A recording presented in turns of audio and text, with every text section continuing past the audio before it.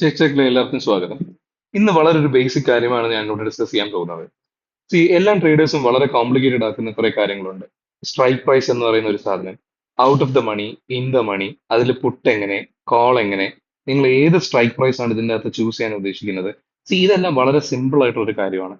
Market ഓടിക്കൊണ്ടിരിക്കുന്ന ആ current പ്രൈസിനെയാണ് നമ്മൾ അറ്റ് ദ മണി അല്ലെങ്കിൽ നമ്മുടെ സ്ട്രൈക്ക് പ്രൈസിൽ നിൽക്കുന്ന അറ്റ് ദ മണി എന്ന് നമ്മൾ ഉദ്ദേശിക്കുന്നത്.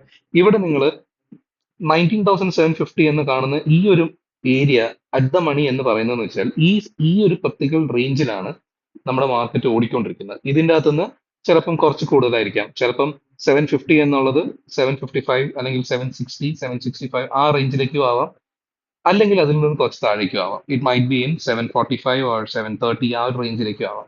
അപ്പം 800ഉം 700നെ ഇടയ്ക്കാണ് ഇതിപ്പോ നിൽക്കുന്നത്. ഒരു 750 റേഞ്ചിലാണ് നമ്മുടെ സ്ട്രൈക്ക് പ്രൈസ് നിൽക്കുന്നത്.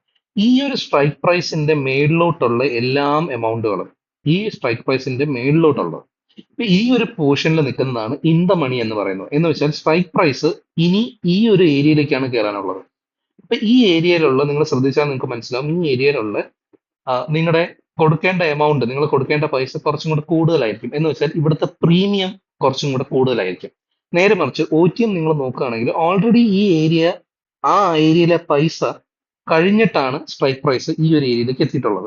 അതുകൊണ്ട് ഔട്ട് ഓഫ് ദ മണിയിലെ പ്രീമിയം കുറവായിരിക്കും. നിങ്ങൾ ഔട്ട് ഓഫ് ദ മണി ഏറ്റവും താഴേക്ക് പോയിക്കൊണ്ടിരുന്നാൽ അവസാനം അത് പൂജ്യത്തിലേക്കായിരിക്കും നിൽക്കുന്നുണ്ടാവുക.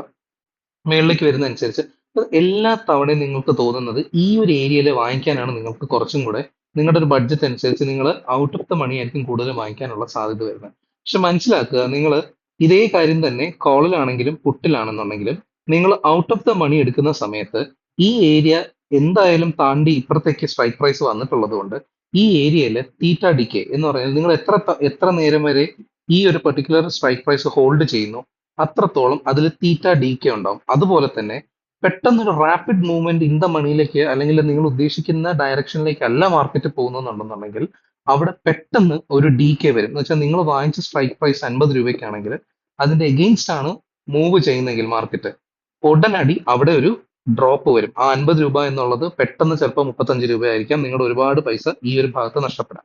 മറിച്ച് നിങ്ങൾ ഐ ടി എമ്മിൽ കുറച്ചും കൂടെ പ്രീമിയം കൊടുത്ത് വാങ്ങിക്കുകയാണെങ്കിൽ ഒരിക്കലും മാർക്കറ്റ് സൈഡ് വൈസ് ആയിട്ട് പോവുകയാണെന്നുണ്ടെങ്കിലും ടൈം ഫ്രെയിം വെച്ച് നോക്കുകയാണെങ്കിലും പെട്ടെന്നുള്ള റാപ്പിഡ് മൂവ്മെന്റ്സിന്റെ അകത്താണെങ്കിലും ഐ ടി എമ്മിൽ അത്രയും വലിയൊരു ഡീക്കെ നിങ്ങൾ കാണാൻ നിങ്ങൾക്ക് സാധിക്കില്ല. അപ്പം നിങ്ങൾ 2-3 ദിവസം വരെ നിങ്ങൾ നിങ്ങളുടെ ഓപ്ഷൻസ് നിങ്ങൾ ഹോൾഡ് ചെയ്യാൻ നോക്കുകയാണെന്നുണ്ടെങ്കിൽ ഇൻ ദ മണി എടുക്കുന്നതായിരിക്കും കുറച്ചും കൂടെ സേഫ്. അതുപോലെ നിങ്ങൾ ഡി കെ ലാസ്റ്റ് ഉള്ള ദിവസം, എക്സ്പയറി ഉള്ള ദിവസങ്ങൾ നോക്കുകയാണെങ്കിലും ഐ ടി എം എടുക്കാൻ കൂടുതൽ ശ്രമിക്കുക. കാരണം മാർക്കറ്റ് സൈഡ് വൈസ് പോയാലും നിങ്ങൾക്ക് അത്രയും ഡി കെ ഉണ്ടാവാനുള്ള സാധ്യത ഇവിടെ ഉണ്ടാവില്ല. ഇതാണ് നിങ്ങൾക്ക് ഈ ഒരു കേസിൽ നിങ്ങൾക്ക് അറിയാനുള്ള ഒരു ബേസിക് കാര്യം. Thank you.